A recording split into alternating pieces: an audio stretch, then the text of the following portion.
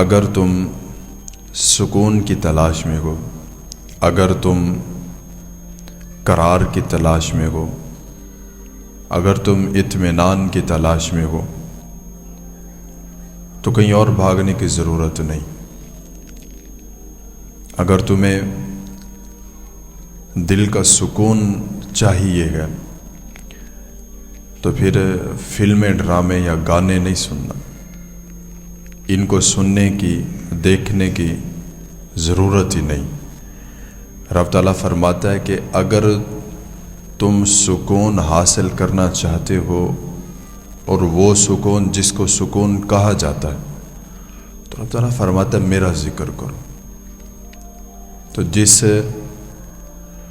دل میں، جس زبان پر رب تعالیٰ کا ذکر آ جاتا ہے، وہ زبان جو ہے ہر قسم کے گناہ سے پاک ہو جاتی ہے، اور جس دل میں رب تعالیٰ کا ذکر آ جاتا ہے وہ دل زندہ دلوں میں شامل ہو جاتا ہے۔ جس دل میں رب تعالیٰ کا ذکر اور اس کی یاد آ جاتی ہے، پھر وہاں پر غیر کی جگہ نہیں بچتی۔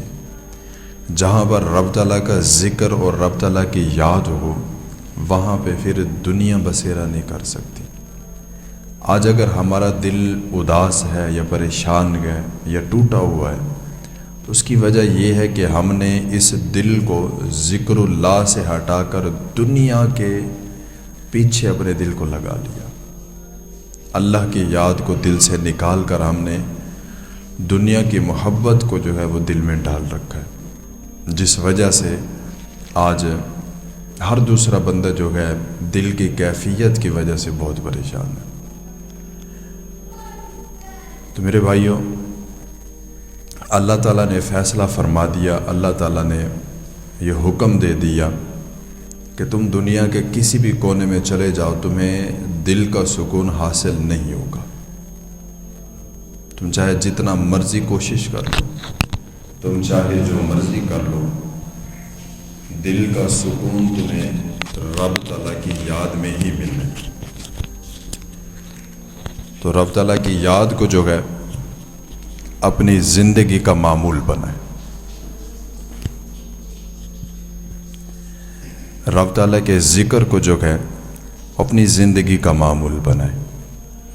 جب تک ہم ذکر اللہ سے، جب تک ہم اللہ کی یاد سے غافل ہیں، سمجھ لے ہمارا دل جو ہے وہ زندہ نہیں ہے۔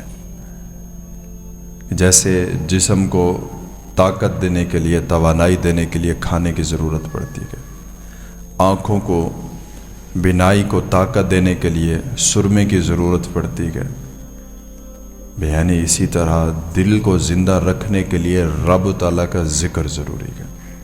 اگر رب تعالیٰ کا ذکر نہیں ہے تو سمجھ لیں دل آہستہ آہستہ مردہ ہو رہا ہے، مر رہا ہے۔ اور جو بالکل رب تعالیٰ کے ذکر سے، رب تعالیٰ کی یاد سے غافل ہو جائے، پھر وہ دل بالکل ختم ہو جاتا ہے۔ پھر بے قراریاں، ٹینشنیں، بے سکونی جو ہے وہ بندے کا مقدر بن جاتی ہے۔ تو جب قرآن مجید نے فرما دیا کہ اگر تم پریشان ہونے لگ جاؤ، اگر تم سکون کی تلاش میں ہو، اگر تم اطمینان کی تلاش میں ہو، تو کہیں جانے کی ضرورت نہیں۔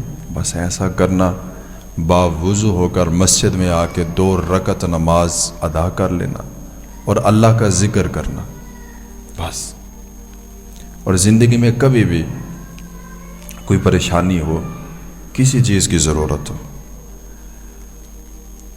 تو بجائے اس کے کہ ہم کسی دنیا دار کے پاس جائیں اور اس کو جا کے بولے کہ یار مجھے یہ مسئلہ ہے، مجھے یہ پریشانی ہے، مجھے اس چیز کی ضرورت ہے، ہو سکتا ہے وہ بندہ جو ہے ہمارا مذاق اڑا دے، ہو سکتا ہے وہ بندہ ہماری بات سن کر آگے پہنچا دے، اور یہ بھی ہو سکتا ہے کہ جو امید ہم لے کر گئے وہ امید پہ پورا ہی نہ اترے، اور ہماری جو پریشانی ہے، جو ہمارا دکھ ہے، جو ہمارا درد ہے، اس کا مذاق بن جائے۔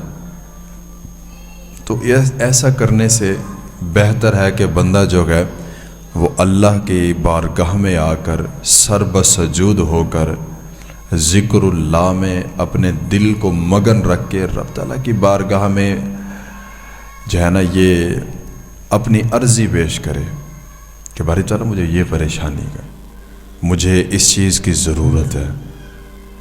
ایک بزرگ نے لکھا یہاں تک کہ اگر تمہیں سوئی کی بھی ضرورت ہے نا، نمک کے ایک دانے کی بھی ضرورت ہے، چینی کے ایک ذرے کی ضرورت ہے، تو دنیا دار سے نہیں، اللہ سے مانگنا۔ جب تم اللہ سے مانگو گے، جب تم اللہ پر کامل یقین رکھو گے، تو پھر اللہ تعالیٰ تمہیں بے یار و مددگار نہیں چھوڑے گا۔